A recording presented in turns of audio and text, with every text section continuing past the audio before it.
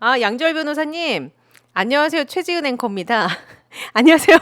제가 방송 중인데 갑자기 전화를 드렸어요. 아니, 예예예. 지금 혹시 잠깐 통화 가능하세요? 네네. 아니, 지금 윤석열이 석방이 돼가지고, 이거 소식을 들으셨겠지요? 네, 아니, 지금 들었습니다. 이거 네. 법적으로 해석을 해주실 분이 안 계셔가지고, 갑자기 지금 제가 전화를 드려서, 이거 도대체 예. 어떻게 된 일이냐. 이거 음. 어떻게 구속 취소를 네. 이게 법원이 결정을 내렸더라고요. 네, 아니, 그렇습니다. 왜 이런 결정을 법원이 내렸을까요? 일단 그냥 법적인 부분만 말씀을 예. 드릴게요. 뭐 예. 저도 다른 부분을 판단하기에는 좀 섣부른 것 같고요. 네. 법원이 본 입장은 그런 거예요. 두 가지. 예. 지금 보통 인제 구속을 시켜 놓고 음. 구속 기간이 끝나기 전에 예. 그 안에서 이제 공소를 제기한다고 하죠. 재판에 넘겨야 되는데 그 윤석열이 구속됐던 기간을 초기 수사 기간에서 보니까 네.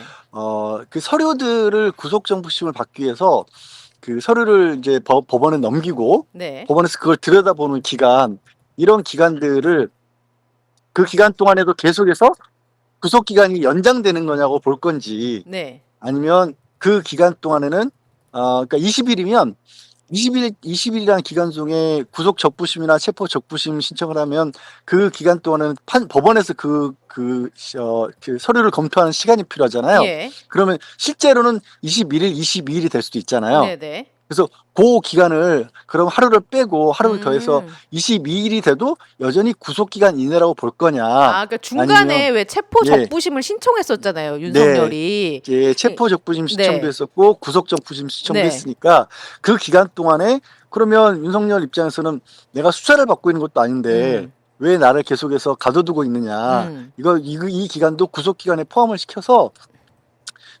이 원래대로 시간이 다 지나면 음. 20일이 지나면 풀어주든가 재판에 넘기든가 해야 되는데, 지금 이번에 그 검찰에서 재판에 넘기면서 그 기간을 다 제하고 실제로는 23일인데 23일을 있었는데 그냥 20일 만에 이 재판을 넘긴 것처럼 그렇게 공소를 제기했다. 그러니까 이게 재판에 제기한 게 잘못됐다. 풀어주든지 재판에 넘기든지 했는데 날짜를 넘겨서 재판을 제기했다라는 게 첫 번째 사유고요. 네. 그리고 두 번째로는 설령 그 기간이 문제가 안 된다고 보더라도 이게 처음에 공수처에는 내란죄에 관한 그 수사권이 없기 때문에 네. 경찰에서 쭉 수사를 하다가 이제 국가수사본부가 꾸려져서 공수처에서 윤석열을 초기에 수사를 하고 수사를 한 다음에 그걸 검찰로 넘겨서 네. 이 지금 이제 공소를 재판에 넘긴 거잖아요, 네. 내란죄를. 근데 이 법원이 보니까 이 직권남용으로 수사를 네. 하다가 내란죄를 이제 직권남용죄에 포함됐다고 했는데 그걸 어떤 부분에 있어서 연결을 시켰는지가 나오지가 않고, 그리고 두 번째로는 공수처에서 검찰로 넘기면서 이게 같은 부처는 아닌데 분명히 신병인계 절차라는 걸 따로 거치지도 않은 상태에서 그냥 재판에 넘겼다. 그러니까 이 부분도 하자가 있다라고 그렇게 얘기를 한 겁니다. 그래서 두 부분이 잘못됐기 때문에 만약에 법원의 입장은 그런 거예요.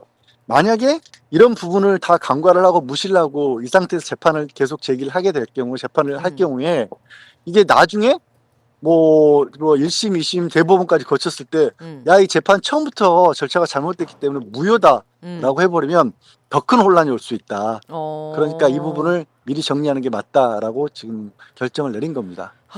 지금 이해가 안 된다는 우리 청취자, 지금 시청자분들이 예, 너무 많이 저도 계셔가지고. 설명을 하고 있지만 예.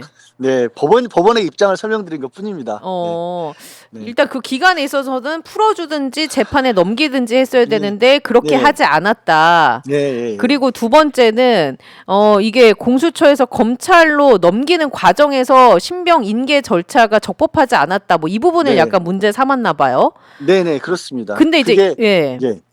이렇게 되면 이제 제 궁금증은 이거예요. 애초에 그 내란죄 수사권에 대한 부분은 좀 말이 많았잖아요. 네네네. 그러면 이게 혹시나 향후에도 어떤 네. 문제가 될 가능성이 좀 있는지 앞으로의. 지금 예.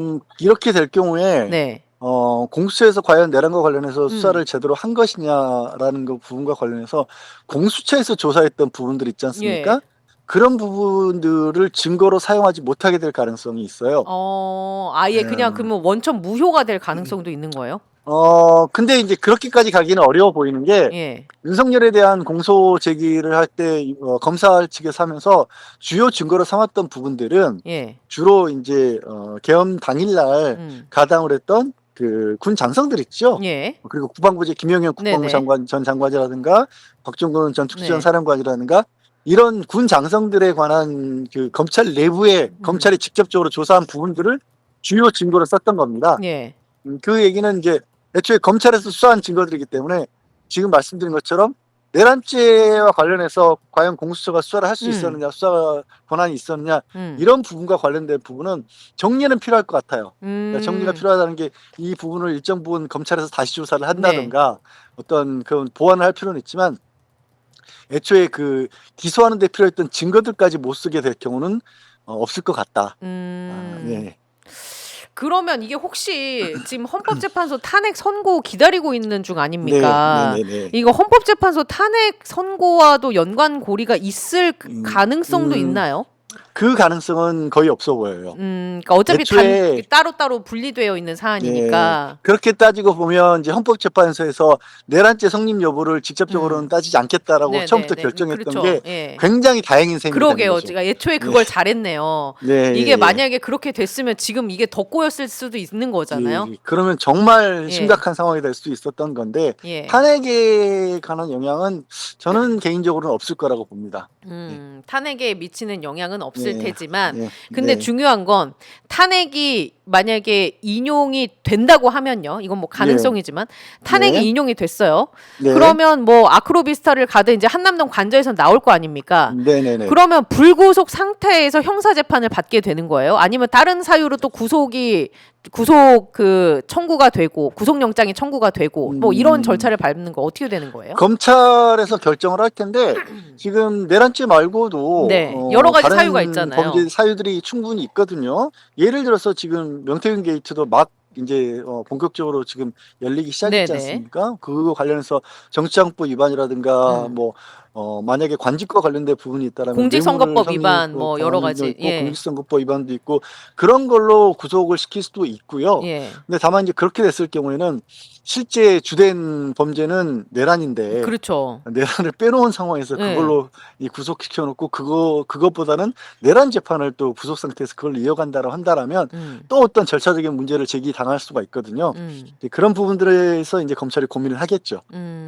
아니 근데 검찰에서 근본적으로 묻고 싶은 게 이런 게 문제될 거를 몰랐을까요? 사실 이게 저도 이제 그 구속기관과 관련한 부분은 애초에 문제의 소지를 아예 없애는 편이 낫지 않을까 결과적인 얘기입니다만 뭐 하루 이틀 정도의 차이가 난다 그래서 법을 다루는 분들인데 이걸 그러니까 기존에는 이런 걸 가지고 다퉜던 전례도 없었고 첫 번째로는 그리고 두 번째로는 이게 이제 대통령이 내란이라는 거를 저지른다라는 걸 상상할 수 없는 상황이었잖아요.